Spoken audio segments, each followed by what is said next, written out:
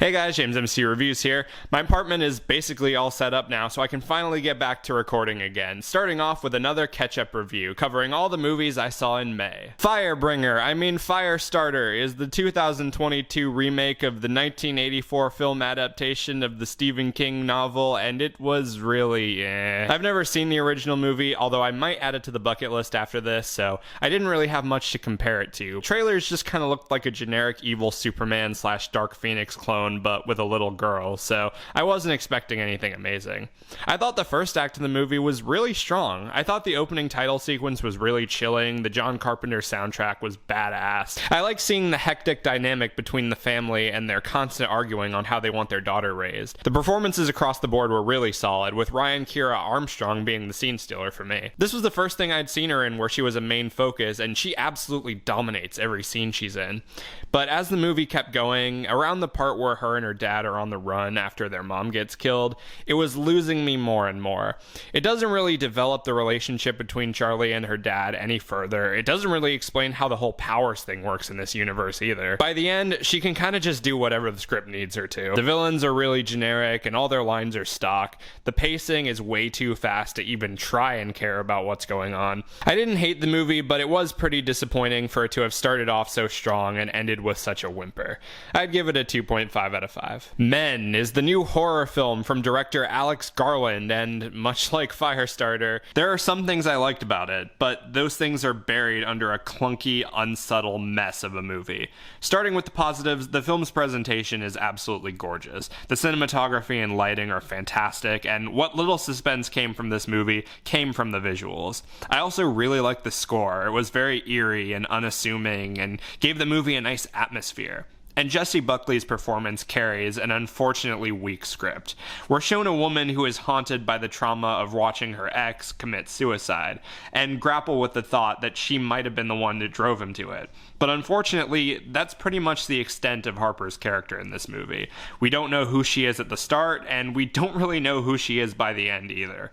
We get a glimpse of what her relationship looked like, which is a valid reason to want a divorce, but it's such a sharp juxtaposition, and it doesn't feel earned. Like, yeah, cool, men can't handle rejection, fine. But where was the point in the relationship where she decided she didn't want to be with him anymore? Why couldn't we have seen them at a happy point in their life before showing them at their low point?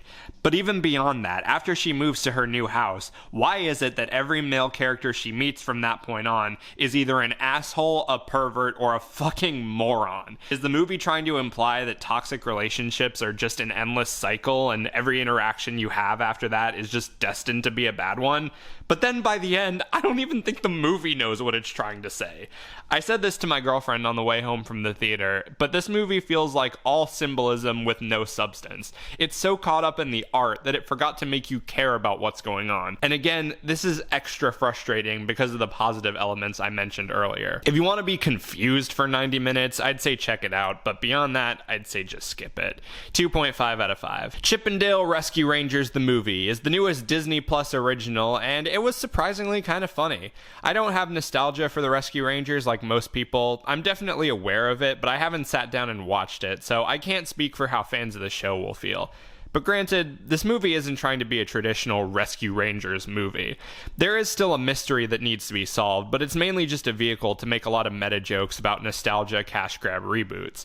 And I thought the humor for the most part worked. There were a lot of great background jokes and sight gags. There were some really surprising cameos that I did not expect to see in a Disney movie ever. There's one in particular that completely steals the show. The villain's plan of kidnapping classic characters and rebooting them into cheap knockoffs, firstly, is rich coming from the company that brought us these. And second, is a really clever and fun plan. The voice acting across the board is also great. John Mulaney and Andy Samberg surprisingly fit their characters and have really solid chemistry. Will Arnett is great as schlubby Peter Pan, and when you hear him tell his backstory, if you know the backstory of the actual Peter Pan voice actor, it's both really funny and kind of messed up. Obviously, it's not perfect. There are a lot of things that don't work about it, but as a whole, I enjoyed watching it. Like I said, I don't know how fans of the show are going to feel about this movie, but if you're on the fence, I'd say give it a shot. 3.5 out of 5. The Bob's Burgers movie, yet another movie based on a show that I've only seen a handful of episodes from. I do like the show from what I've seen, I've just never actively watched it. My girlfriend, however, is a big fan and was really excited for this movie. We went to watch it, and we both had a lot of fun. It's a very likable movie, and it doesn't try to be anything grand or major. It's basically a 90-minute episode of the show, which is how it should feel. Again, I haven't seen much of the show, but I was honestly impressed with how funny this movie is. The jokes are so rapid fire and well-timed, it's impossible to catch all of them on the first viewing.